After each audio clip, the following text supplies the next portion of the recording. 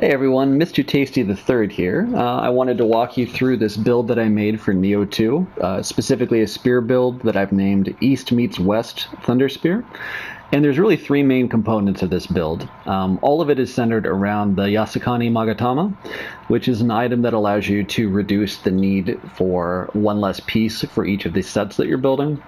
The three sets that I'm using are the Warrior of the West, which you see here. I'm using the Wave Swimmer, the Bow, and the Greaves to get myself up to that 4% reduction for melee damage. For the Warrior of the East, I'm using the Tombokiri Spear, which is the main damage spear that I'll be using for this build, and then three different pieces of armor. For your build, you can use those three, or you can choose three others. It doesn't really matter as long as you get to that 4. The big thing that we're looking for here is both the melee damage plus 4 at the 4-piece level, and then the attack bonus for your constitution at A for that 5-piece. Spears are primarily scaled based off of your spear damage, so having that extra piece here for your constitution is going to be huge. The third part of the build is the Golden Boy set, and this is really just to enhance the lightning damage. The Tombokiri Spear is a lightning spear, and so getting that extra lightning damage is helpful. We're going to supplement that with our Guardian Spirits that we're using as well. So those are really the three main pieces that are a component of this. So along with that, I just kind of wanted to walk through some of the specifics that I put on these items. So for the Tombokiri, there's some pretty obvious ones on here. I try to get the best possible additions I could make. So I went ahead and added the life drain, so I'm getting hit points back every time I make an attack.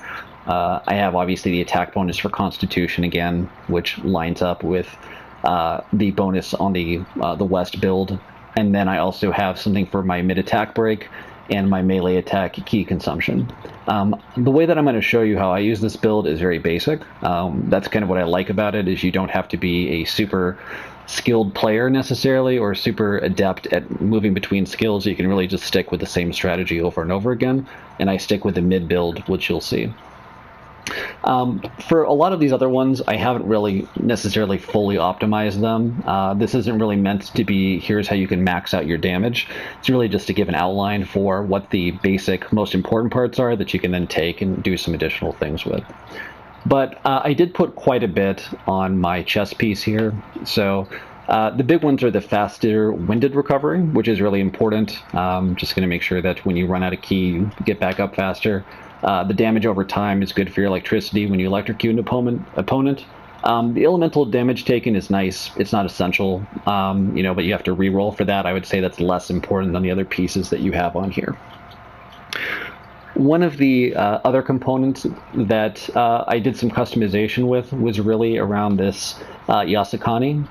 I'm sorry, no, it was about the pillbox here. One that I found through tempering. It wasn't that easy to get, but it was that shock accumulation for an enemy. So with the lightning, you're getting the shock, so being able to get that additional accumulation effect on there is great, as well as the additional damage over time. So this is a pretty good item that I've got in here as well. As far as our different weapons and things go for magic and samurai skills, or ninja skills, I should say, I really stick with just a couple of things. So I use the Sloth Talisman. I don't actually need it all that often, but it's often helpful, especially if you've got somebody you're attacking that's quite fast and annoying. I use the Quick Change Scroll, which again, I actually don't need all that often with this build, but it lets you come back if you ever, lose all of your health. I have the Lightning Shot because I already have all this additional lightning damage. And then just for kind of ease of use, there's this Barrier Talisman that's going to make sure my ki reduction goes up really fast, especially at the beginning of a boss fight, as well as the Steel Talisman, which really helps with the heavy armor that you already have in place. For the two Guardian Spirits, I use Shinroku as my primary, one because it's a brute, which I prefer, and two, just because I get a lot of lightning bonuses here, specifically the lightning damage and so on. I have him paired with some kind of nice cores here. So the Mizuki I use just because I like the attack. There's no other real bonus to this that is really notable. I just find it's really nice to use to be able to clear out a bunch of enemies at once. The Onyudo here, Why I chose this was just the anima bonus for elemental attack. I'm using lightning damage constantly, so getting that back is helpful. There's also that additional damage on the Dark Realm, which is good. And then I have the Thunderstorm Oni B here, and so again, that's some additional elemental damage and some other nice items on there as well. So that's the core of the equipment. So what I'm going to move to next is just kind of what my stats are. So I beat the game, I platinumed it, so I have, you know, everything already taken care of that way. But the way that I went ahead and organized this build was the Constitution needs to be a 99. That's really important because everything is built off of that Constitution bonus. For Dexterity and Magic, I put that at 20. That was enough for me to max out my quick change scrolls and everything else that I needed to without putting too much in there. The strength I needed to get up to 15 in order to be able to hold all this armor. You can go ahead and use that or not. You might want it a little bit higher or a little bit lower, depending on what pieces of armor you put where. The stamina I needed to put to 35 and to get my equipment weight to a B level, or my agility to a B level rather.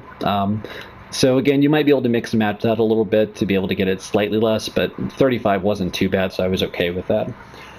The other three that I have on here, which are the heart, the courage, and the skill, are really up to you. I like to have heart at about 25, just because it gives me enough ki where I'm not running out constantly. For courage and skill, that's really up to you. If I would have put it in skill, there's some scale damaging there for skill on spears. So I could have done more damage with that. I just chose for faster ki recovery, since I'm already doing plenty of damage. So that's why you see that 37 on the courage. As I build my way up to level 300, I'll keep doing that. For life, you can see that I've got over 4,000, which is a ton. It's really difficult to damage this person or this build because I already have really high defense, I have really high toughness, and a lot of hit points. And you can see that my toughness is scaled to an A as well. Beyond that, there's just a couple of things to mention. So my melee damage here, you can see, is at +8. Those are from the two sets. My lightning damage is at +45. That's through 2 Guardian Spirits. I'll show you the second one in just a moment. But basically for my secondary Guardian Spirit, I was able to get an additional +10 on that. So a lot of additional bonuses there. I also have some good shock damage included in here as well. So all of those are helpful. When you were attributing your clan, there's 2 that are kind of helpful. One is the Maeda, which you can get Thrush plus 5% damage.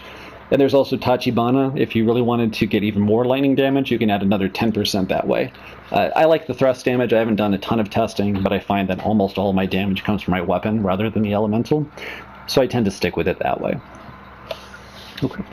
So that's kind of the build in general. You can take that, you can make some modifications to optimize it, you can change the strategy. But what I wanted to do is on this Dawn, I'm on the Dream of the Shadow, Dream of the Strong here.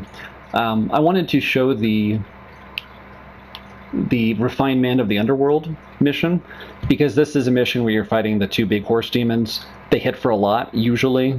They're kind of annoying to kill, and you can see that when I come in here and fight, it's really very, very easy for me to be able to come in here and crush them without taking a whole lot of damage. So what I'm going to do is just use my triangle attack on the mid stance, just kind of over and over again. Whenever I'm getting ready for a boss fight, just to be safe, I'll go ahead and apply my quick change, and then my ki and my steel protection here. That's it. I don't really go all in on using a bunch of items, super optimization. It just isn't really that important to me. I just want to kind of keep it simple. So I'm going to come here and just do 3 with my spear, 3 triangles. Same thing over here. I'll even let him hit me. You can see that was 300 damage. I can barely see it. I can dodge around, do these things. But you can see without really any effort, I was able to take him down. No need to heal. I have that life drain on here, so every time I attack, I'm getting a little bit of hit points back. You can see I'm already back at full health just from my regular attacks. No big deal. So generally what I'm going to do is, if I really wanted to play smart, I would do more dodging. You know, I would put a little bit more effort into this, but I really just kind of want to show how tanky this is. Because I have all of those key reductions on my mid attack, you can see I can just kind of keep whacking them. And as I do this, it's really easy for me to get him down to almost no health, and then I can finish him off almost altogether with that. So now I'm down to just Mizuki here. I can come over and you can see he's hitting me quite hard, still really not taking any damage. And I'll just kind of keep smacking him with my mid-stance spear thrust here. So again, I have, I think it's a +6 spear on here, so it's high, but it's not all the way up or anything like that. I mix it up with doing my bashes and then doing my strong guardian spirit attacks. One thing that I was going to show here, but it actually didn't even come up, is if he grabs me and he does his really strong grapple attack, that still only does like 300 or 400 damage. But you can see that entire fight, I never healed once. I ended with full damage. I didn't really dodge or do anything complicated, even though those guys hit for a lot usually in the regular game. So that's the crux of the build. I hope you enjoyed it. If you liked it, feel free to leave a comment, a like. Let me know if you've got any other ideas, and I'm happy to try those out too. Thanks.